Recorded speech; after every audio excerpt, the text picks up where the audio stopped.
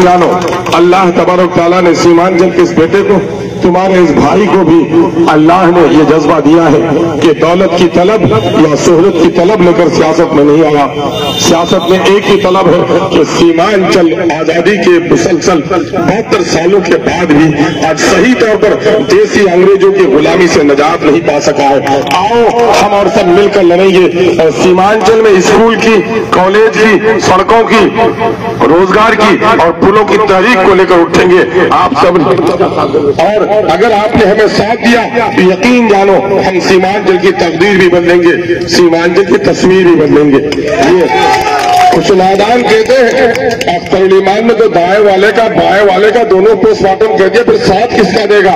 सुन लो, क्रांति की तहरीक चलती थी, मौलाना गुलाम यहिया साहब नवर अल्लाह मरकदहू, अल्लाह से करवट करवट जन्नत नसीब करे। क्या किया? डाकू को पकड़ने के लिए चोरों का साथ लिया था, डाकू को मारने के लिए चोरों का साथ लेंगे और चोरों को भी एक दिन सीधा करेंगे। सांप्रदायिक शक्ति जो भी दिल्ली में हुकूमत बनाने आएगी उसको रोकने के लिए जो भी शक्ति सामने में आएगी उसका हम साथ देंगे। ये काम हम करेंगे और हम ये करेंगे। बंधुआ मजदूर के तौर पर नहीं देंगे। आंखें खोलो, मध्य प्रदेश की तरफ देखो।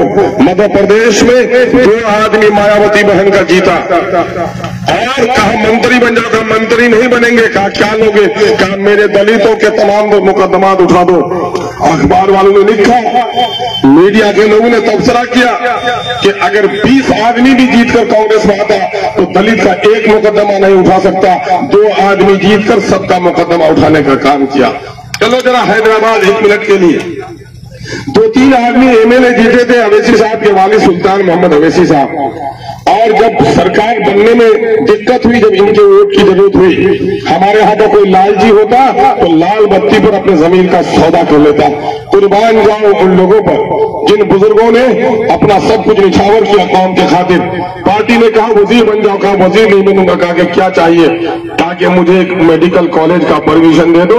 आज सलाहुद्दीन अवैसी की कब्र में आज उनकी हड्डियां सड़ गई हैं, लेकिन आज उस मेडिकल कॉलेज से न सिर्फ हजारों डॉक्टर बल्कि लाखों बीमारों का इलाज हो रहा है। लोगों, हम वही काम करने के लिए आए हैं, हम लड़ने के लिए आए हैं, हम आपको भी लड़ाने के लिए आए हैं।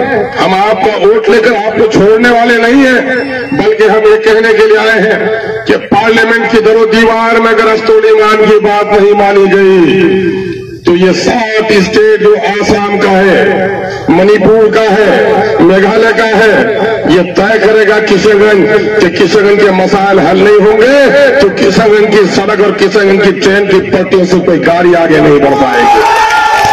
ये काम करने के लिए हम आए हैं। हम उम्मीद है नौजवानों, तुम्हारे चेहरे का एतमाद, तुम्हारे आंखों के अंगारे इस बात की दलील है कि तुम सब लड़ने के लिए तैयार हो। हम अपने बड़े बुजुर्गों से भी दुआ की तलब करते हैं।